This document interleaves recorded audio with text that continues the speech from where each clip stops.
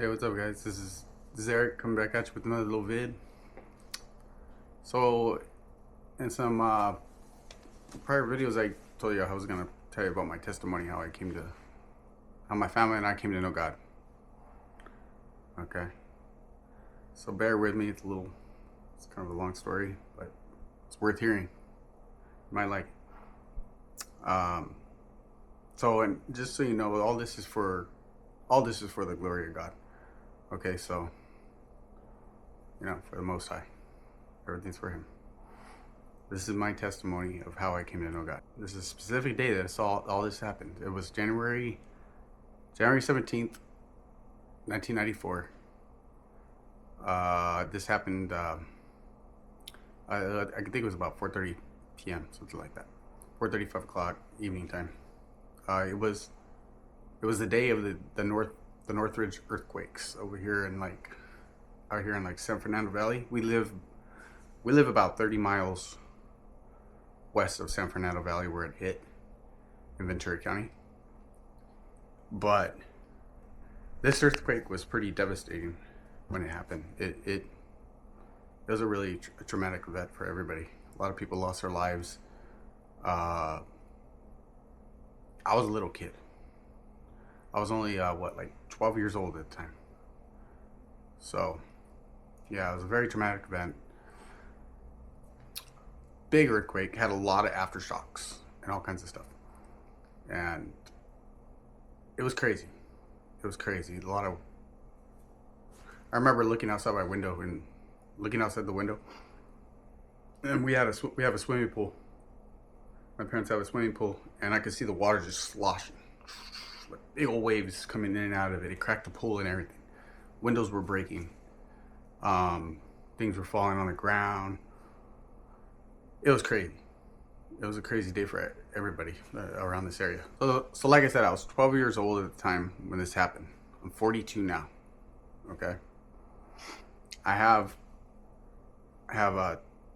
two older sisters, an older brother, and my parents. So my parents grew up like the typical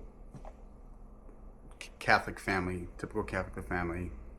They just call themselves Catholics. They never went to church, never opened the Bible, nothing. They really didn't know anything about God. Okay? They just kept that title that they were Catholic. Okay? None of our family ever went to church. None of us opened the Bible. None of us ever prayed. Nothing. So knowing God was like the furthest thing on our minds, like on any of my family's minds. We never thought about going to church or anything like that. It was, we're just a typical family living out our lives like a God didn't even exist. So in other videos, I mentioned about my brother, and that he was diagnosed at a young age with bipolar disorder. Back then they called it manic depressive. And let me tell you something about him. He was just, growing up, he was a problem child. He was all over the place. He was just a mess. He was in and out of jail, in and out of group homes. Just a problem child. He would be the least person you would expect. Most people, you would least expect him for God to use him or anything in any kind of way. So at the time of the '94 Northridge earthquake, my brother was 20 years old at the time. I was 12 years old. I'm 42 now. Like I told you before in other videos, that God may not show you proof that He exists and stuff like this, but I'll tell you a story right now that's gonna think twice that if He's real or not. He's real. So on this day that this earthquake, that the Northridge earthquake happened, I was outside playing with my friend. We were like, I was like next door at the neighbor's house playing with them outside. I don't know what we were doing, like G.I. Joes or something. All of a sudden, the earth started quaking, started rocking. It was crazy. We didn't know what was going on. We were like, what is going on? You know? We looked at each other. We didn't know what to do. And then something just told me to run home. So I was like, run home, go to your house, you know? And so he did. And I ran home. And like, I could barely even run. I was like falling all over the place because the earth was just quaking like crazy. So I go in the house. So I go in the house. So I go in the house and my family's there in like the living room. And we were like, what do we do? What do we do? What should we do? Like, we weren't prepared at all for this massive earthquake that came. It was crazy. It was wild. It was scary. And so we were like, I don't know. I think we should get into the hallway. So we went into the hallway. All six of us go into the hallway because we just felt like that would be the safest. That would be the safest spot for us. We didn't really know. You know, we didn't know what to do. We just went in there, and they're like, well, maybe because it went on for a while, this earthquake, you know, and we're like, well, maybe we should pray. We didn't know what to do. So we're like, okay, well, let's all hold hands. We all started holding hands, right? And we're like, we should probably just pray, you know. But all of us we put our heads down and we just kind of prayed in our mind. We didn't even know how to pray. We didn't know what to do. So we just started praying. In our minds, all of us were quiet and silent. Out of nowhere, my brother started speaking in this crazy language. They were tongues. Okay? And if you don't know what tongues are, they are, it's basically your spirit talking to God directly, you know. Or it could even be like the Holy Spirit, you know. But these tongues that came out of my brother were so powerful. It was scary. It was so powerful. I was scared. I was 12 years old. And I looked at him, like I looked up, and I looked at him. And he had his eyes closed, and he was just speaking in this language. I was like, what is he? I thought he was playing around. I thought he was just acting dumb because he would do stuff like that. Like, he just act dumb at a random time that you shouldn't be doing that. Like, you know, he would just do that. So I was like, in my mind, I was like, dude, this is not the time to be acting dumb right now. Like, we're all about to die right here, you know? And it's like, but let me tell you, so in Acts 2, it talks about the gifts of God. And how tongues of fire came upon these people, like the disciples. Let me tell you, these tongues were powerful. You knew it was a different presence. It was so powerful. It was so powerful. I was scared. I felt scared. I didn't know what was going on. I looked at my mom. I looked at my dad. And we were just all kind of like in shock, but we were just still praying and kind of like we didn't know what to do. So these tongues were just coming out of him, strong. All of a sudden, he pulled, because he was holding my sister's hand. He was holding both my sister's hands. He let go of like one of my sisters, and he grabbed my oldest sister's hand. And he grabbed pulled my older sister by her hand. And as a chain, we all were still holding hands. He pulled us into like my sister's room. From there, he just kept speaking in tongues, right? And then my sister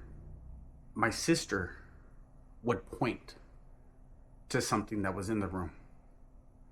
And then she would point to us, like to get it and get it out of here. Okay? And essentially what was going on at the time, nobody knew this stuff. None of us understood what was going on. Okay? I mean, I know now. But basically what God was there. The Holy Spirit was there. Basically, God was cleaning his house because he was cleaning his house because it was going to be his new dwelling spot. Whatever he didn't like in this house, he was going to take it out.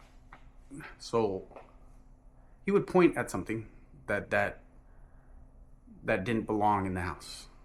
Like, let me give you an example. There's things in our houses that shouldn't be there. Sometimes they could be pictures like that you buy, paintings.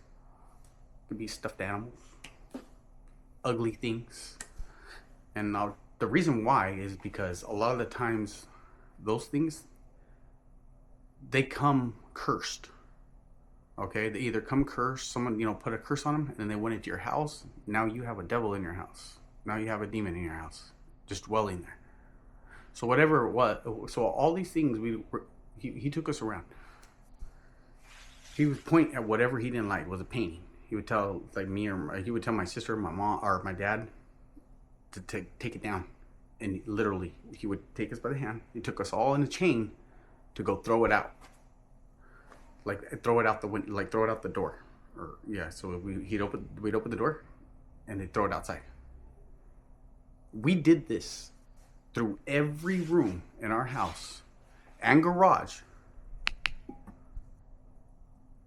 This was like an all-day thing. All day, all night, the Lord kept us up. Taking things out of the house, cleaning house is what he calls it. He cleaned his house. And I'm talking like there would be boxes on top of boxes that were stacked. And he'd point out like the bottom box, and like he knew there was something in there. And so he'd be speaking in these tongues, keeps it going. And my sister would tell, like my other sister, get it out. At this very day and time, we all got gifts from God. Okay? My two sisters, my mom, they're all prophets. Two of them have the gift of interpretation. I dream dreams. God uses me a little bit for prophecy here and there, not all the time. My brother speaks in tongues. My dad dreams dreams. My dad's gone now, passed away a couple of years ago, but he used to dream dreams. I have dream dreams. I have visions, and I speak in tongues too. Not all the time. It comes out like when I'm very prayed up and anointed.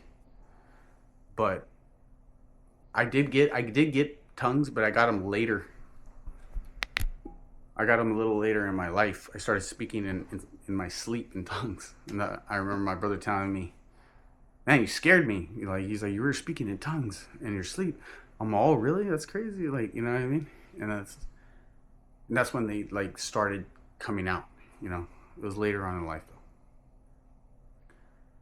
though. So we went around every room in the house, including the garage, and got whatever the Lord didn't want in the house. Because this was going to be his new dwelling spot, he said. He chose our family. I don't know why he chose our family, but he chose our family. So after we going through all the rooms in our house and cleaning everything up and cleaning all the things out, we had so much junk in the house that the Lord threw out that he didn't want it there. There was a lot of things, a lot of ugly things. Like it could have been like, even for example, another thing is like, God doesn't like idols. We had a lot of little statues of like the Virgin Mary and all those kind of things. They gotta go. God didn't want them in the house. He threw it out. Whatever. Could have been. There was so much junk after that he didn't want in the house. He threw it out. Stuffed animals. What else? What else was there? There was a lot of little stuffed animals. I remember I used to have like a lot of little like He-Man and all kinds of things like that. Didn't want it. Throw it out. My sister used to collect a lot of like little Smurfs and stuff like that. Nope, it's gotta go. What else? There was a lot of things that got thrown out. There was a lot of things that that he didn't want in the house, that he wanted it thrown out, which he did. Okay, so at the end of all this, we ended up in the garage, still kind of throwing things out. This was already like this had been going on since 4:30 p.m. the other day. Went all the way into the next early morning of like I think it was like 5 in the morning, 3. Yeah, because we were all tired. We wanted to sit down. We couldn't sit down. The Lord wouldn't let us sit down. We had to keep praying. And at all this time, my brother just keeps going with the tongues. Strong tongues. He's so powerful. Tongues of fire coming out. It was powerful. Like, I don't know how to explain the presence. You knew it was God. It was like, don't mess around right now. So we ended up in the garage. And like I told you in another video, if you watched the other video, you would know. My dad bought a brand new 87 Buick Grand National. Bought it brand new out of the showroom.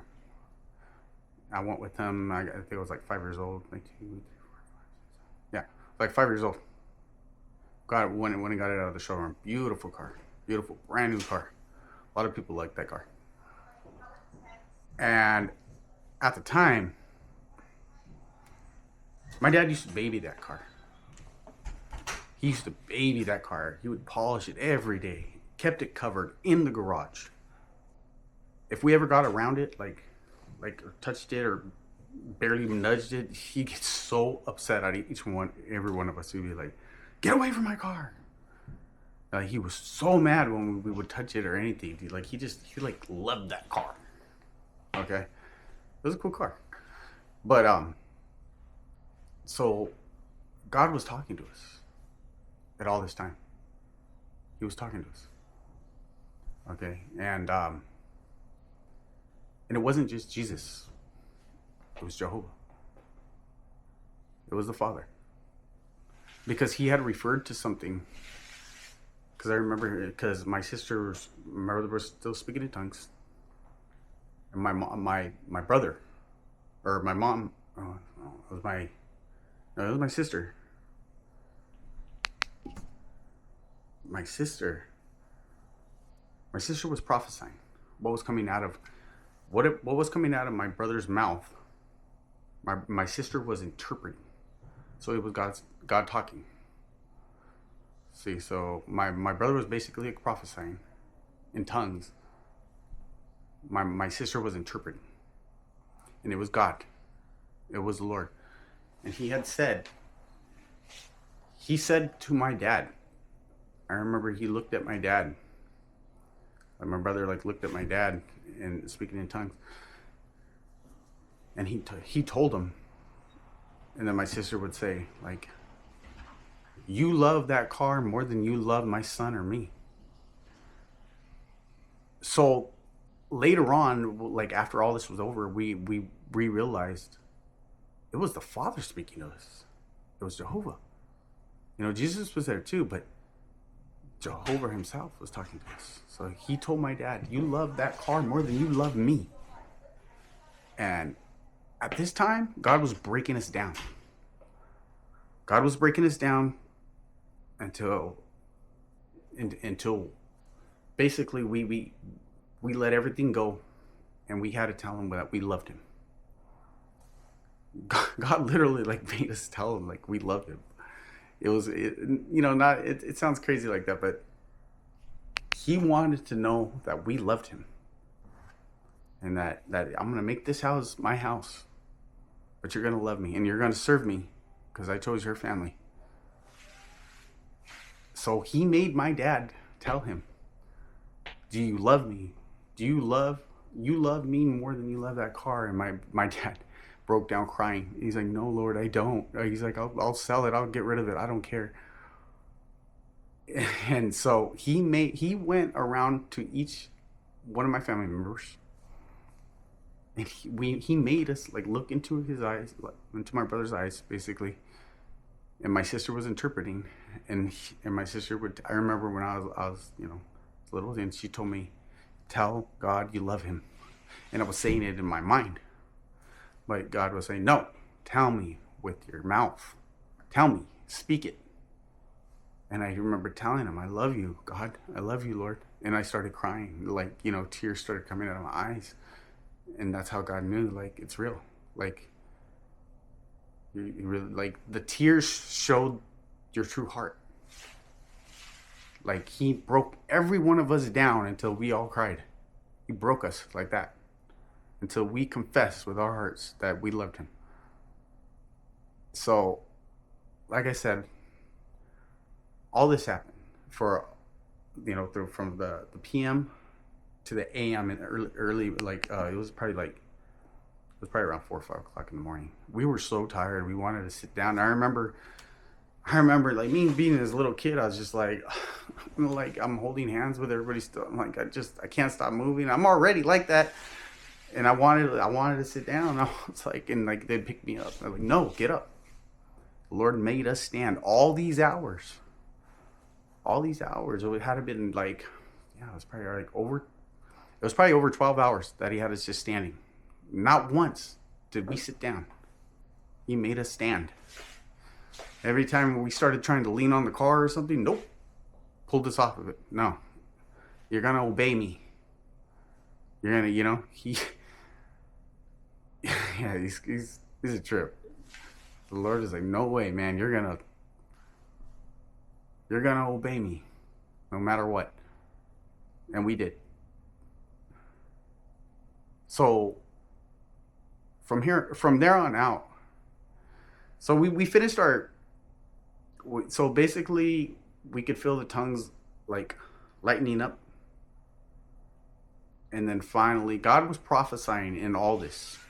He was telling us things. My mom has a lot of this stuff written down in a journal. She always documented things that God said. So she has a lot of like journal entries that she kept, and still does. But He was prophesying. I don't remember all the things he was saying. My mom has it written down. I can't remember everything that he said. He said a lot. But basically that we were going to serve Him, and I chose your family.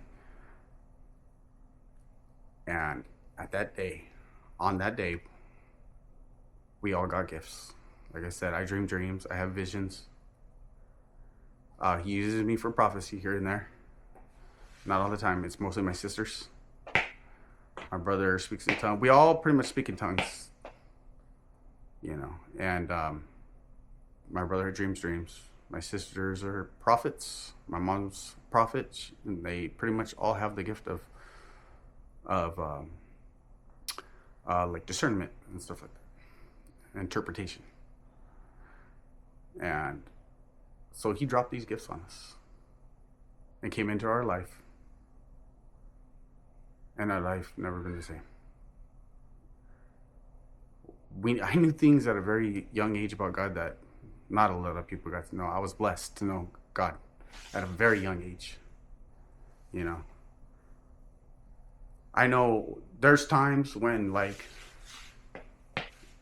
have doubt. Like, the devil comes and puts doubt in my mind that God's not real. You're tripping. He's not real. Like, go do your own thing. And then God kicks me in the head and like, are you crazy? Do you not remember all the things I showed you and still show you? God still works in our lives and shows us things and tells us things. And I have a lot more stories. How the things I've seen, the things I've heard, the things I know, trip you out. I knew these things at a very young age, at like 12 years old. I remember I went to a private Christian school at 7th grade. And I had so much knowledge about God already because He was literally our teacher. He was our teacher, like our direct teacher.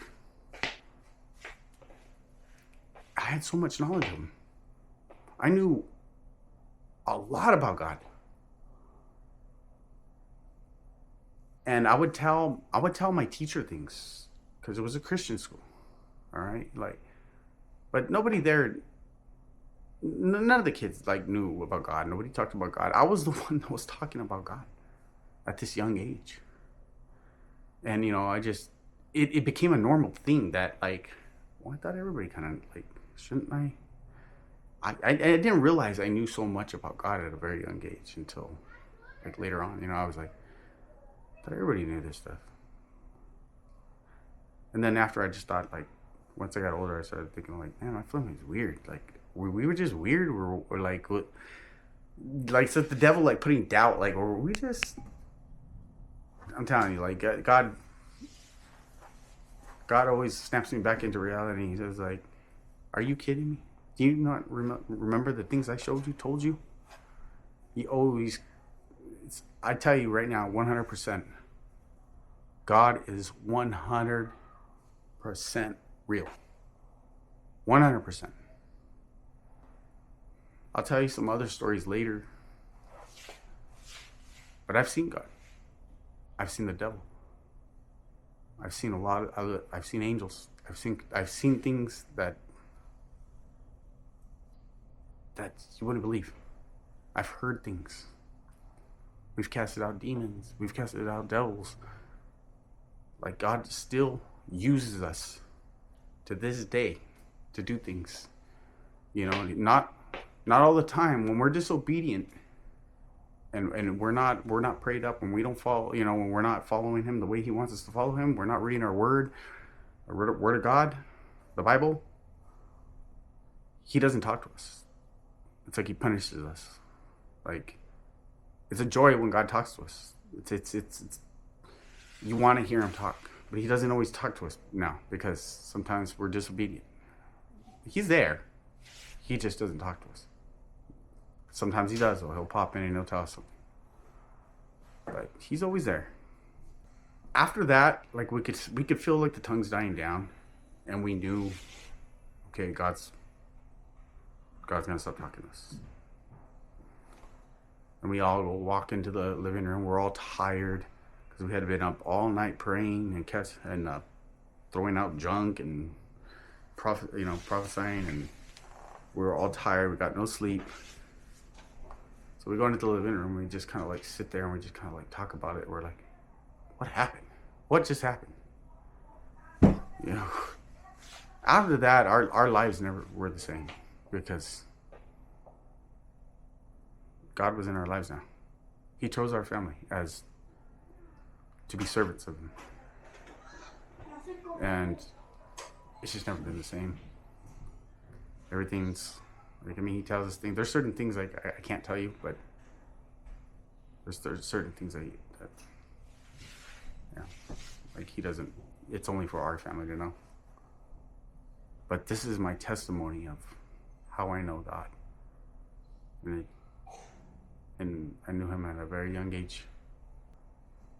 So yeah, like I tell you before, God is real, 100%. And I have other stories that I'll tell you guys. I'll tell you guys some things that they'll still trip you out. It ain't over yet. Like, God is amazing.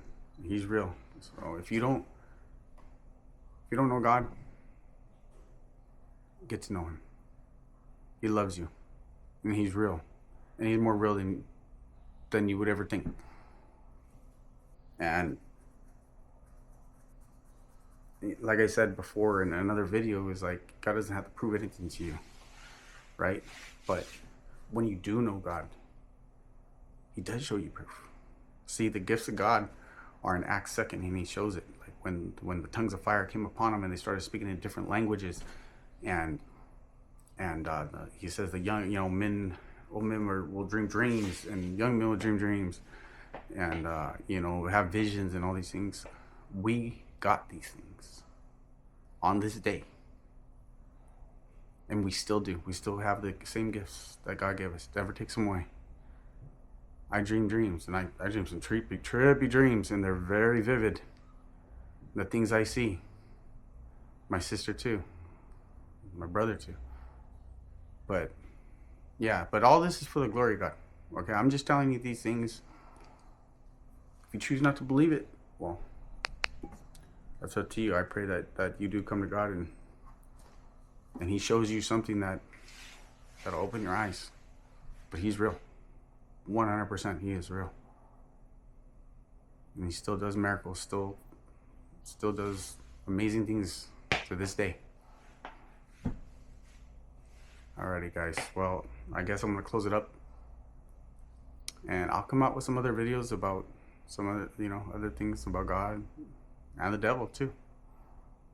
Yeah, can't have good without bad, good without evil. Can't have the good without evil. So the devil's there too. But I thank you guys for hearing me out, hearing my testimony. There's a lot more to this story that I know I'm missing a lot of it, but I was only 12 years old at the time, so give me a break, But I remember what I remember. Like I said, God snaps me back into reality and like, hey man, I showed you a lot. It was a blessing that He showed you these things. Now a lot of people get to know these things, like some people have a hard time believing that God is real, and I get that. I understand that, So I was blessed for God just to kind of pop into our life. Hence the name Chosen. He literally chose our family to serve Him and to do His work. So I said, my work's not done here. Still got a lot to do for the Lord. I'm sorry for being disobedient, God. This probably should have been done a long time ago, so people won't know that you were real. Alrighty, guys. I love you. Take care. Oh, don't forget to like, subscribe, share, comment. If you have any questions, just ask me. I'll tell you, man. I'd be proud. I'd be happy to answer. But yeah. Alright, guys. I'm gonna close this up. Thank you for listening. I'll see you on the next one. Stay righteous.